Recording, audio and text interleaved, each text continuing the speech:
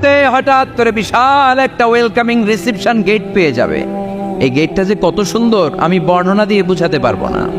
এই গেটের আশেপাশে ডানে বায়ে থাকবে অসাধারণ পরিবেশ, ফুলের বাগান, নাচ নেয়ামতে ভরপুর, রিফ্রেশমেন্ট, ফুড আইটেম, খাবার দাবারে ভরপুর।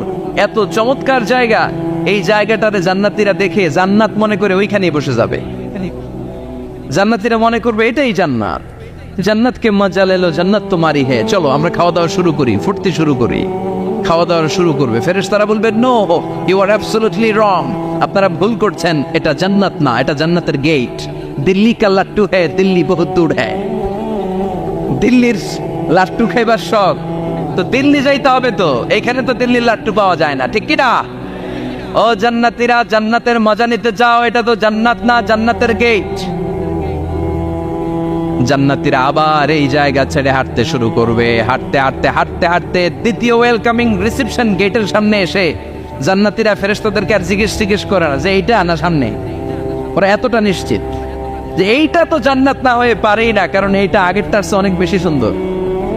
হিউজ স্পেস, অ্যামেজিং প্লেস, অসাধারণ জায়গা। জান্নাত